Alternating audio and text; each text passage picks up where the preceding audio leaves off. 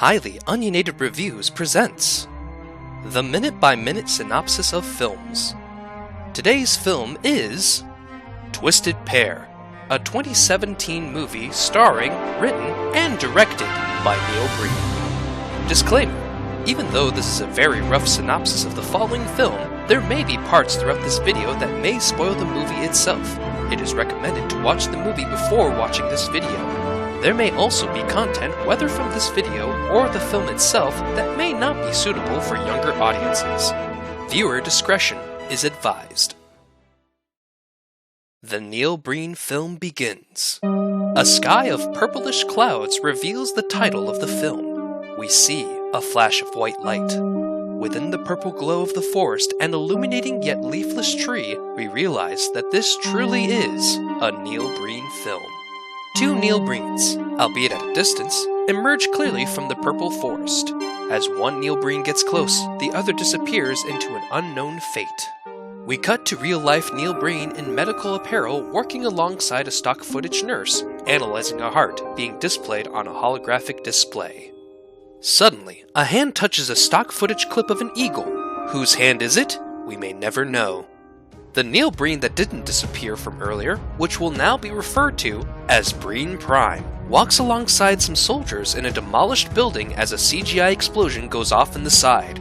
That same CGI explosion blows up the same building. There may not be any survivors, all because of Breen Prime. As he walks away from the destroyed building, he feels no shame leaving the wreckage behind that he directly caused. Meanwhile, at a very fancy building, Breen Prime has a very stern talk with his advisor about his actions in the last mission. After the meeting, Breen Prime begins to think maybe what he has done was wrong all along. He feels alone because of it. While Breen Prime broods, his supervisors discuss the ramifications of his actions and try to determine if they should hold back on using CGI explosions in future missions. The facility keeps the skulls of the two dead soldiers as reminders of the previously failed mission. Tired of sitting around, Breen Prime decides to go for a walk to clear his head. He stumbles upon a hobo with a very odd yet fashionable pompadour. He has no interest in interacting with the hobo. We see Breen Prime sneaking into his own house and breaking into it. He waits in the shadows, waiting to attack anyone that breaks into his home he has just broken into. A woman breaks into his house, and Breen Prime proceeds to take them out by tickling her. It was a struggle, but he is dominating. Meanwhile, a mysterious figure dressed up as a body bag stands around suspiciously. We cut to a different yet darkened building, untouched by the devastating effects of the CGI explosions. Three restrained men of business are being interrogated by a hooded figure wielding a threatening gun. They have been under interrogation for a while, clearly evident by the blood splatters on the wall and nowhere on the men's white shirts. Some time passes. Breen Prime gets on an elevator. He meets with the woman who broke into his home, who will be named Intruder, and tells her that he has developed emotions for her. They embrace, for every Neil Breen film contractually requires him to make out with someone at least once. Outside, police find two large bodies lying down on a staircase, which we can assume were murdered. The police believe the two men were murdered for leaving all the computers on after work, wasting a good portion of the film's electricity budget. Later that day, Breen Prime goes out on a date with his home's intruder. They both seem excited. He smells the intruder's hand, determining if she washed her hands after using the bathroom moments before. The next day, Breen Prime encounters his other self that disappeared earlier in the film, who, from now on, will be referred to as Bearded Breen. He has aged since his disappearance, donning a fake beard and mustache. Breen Prime goes back home and stares at himself in the mirror, wishing he could grow a beard and mustache, much like his other self. Meanwhile, in a completely different stock footage, a man holds the new iPhone glass that you can see right through the device, as if it were a hologram. It probably cost too much to afford. Back to the film. A woman wishes she was doing a much better acting gig and proceeds to drink. Police patrol the area, keeping an eye out for any suspicious characters. We cut to a sophisticated man which we'll refer to as Bono because of his pricey sunglasses, in a very fancy home holding a goblet containing an overabundance of diamonds. At the facility, Breen Prime and his supervisor wait around in a darkened room, doing nothing, just as usual. Breen Prime prepares to break into a different yet more expensive home in hopes that he will claim it as his own through squatter's rights. Bono, eating his goblet of diamonds, discusses with his fairy mistress that if Breen Prime tries to take his home again, he will not finance his next film. He presents a fake Picasso painting in hopes that it distracts Breen Prime from taking his home. Breen Prime leaves, realizing his taste in home decoration are vastly different and superior to Bono's.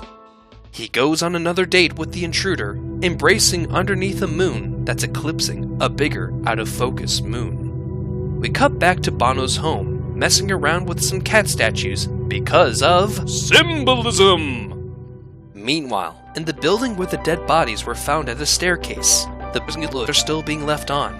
No one is taking responsibility for turning them off after the workday. Somebody will die from their irresponsibility. The room begins to dim, assuming Breen Prime tried to shut the computers off, but it's too complicated to pull off with so many of them needing to be shut down.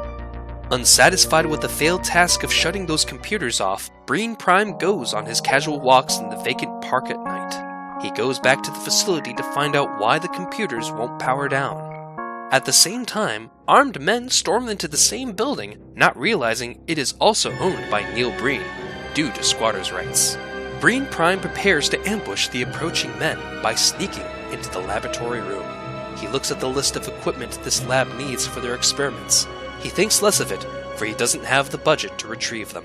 With nothing better to do except to wait for the armed men to show up, he plays around with the laboratory equipment that costs more than the CGI effects. At a different part of the facility, extras from the movie Blues Brothers sit prepared to perform a musical number. In the next scene, Breen Prime has a stern discussion with Bono about where he wants the direction of the film to go, angrily pointing at him, sort of.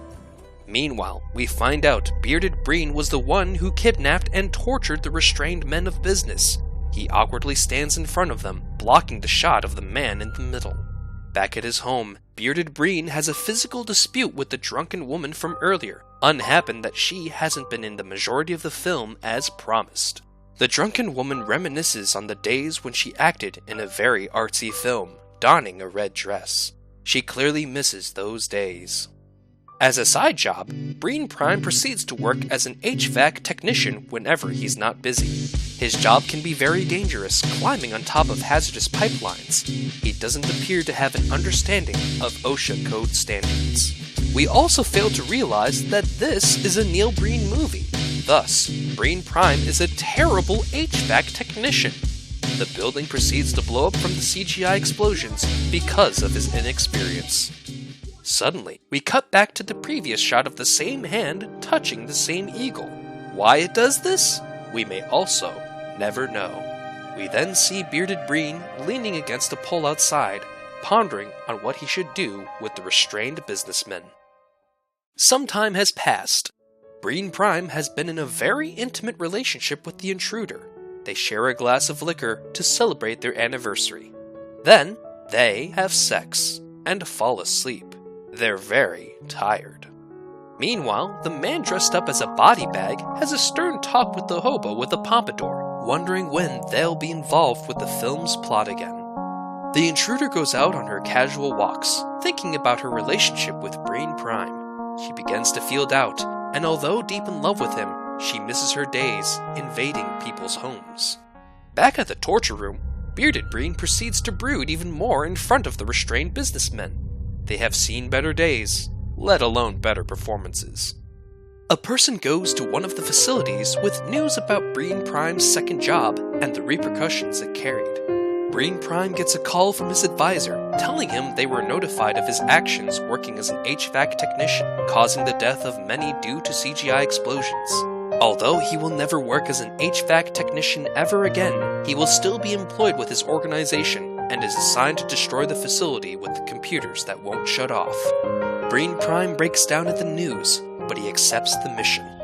Breen Prime proceeds to break into the facility from a distance. He goes into one of the laboratory rooms, determining if he should claim this building as his own through squatters' rights, or destroy it through CGI explosions because of the dangerous equipment and a badly lit periodic table. Meanwhile, back in reality, the audience has already left the movie theater. They were unhappy with how confusing this plotline has become. Breen Prime's advisor enters the auditorium, saddened that no one liked the movie, but at least she can enjoy by herself in peace with no ill distractions. At home, the intruder tells Breen Prime that they can no longer be in a relationship, for she misses her old life of invading people's homes.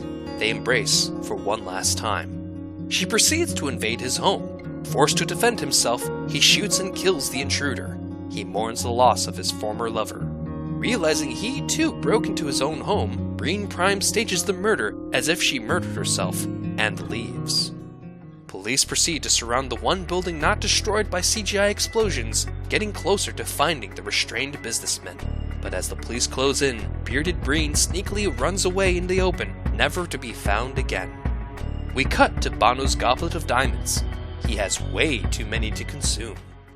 In the glowing purple forest, Breen Prime imagines himself talking with the intruder, reincarnated in spirit form. They still miss each other.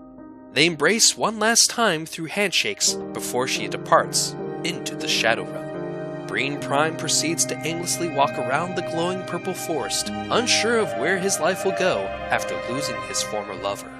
His mind drifts off into space, never knowing what future he would have if the intruder didn't leave. The end of a Neil Breen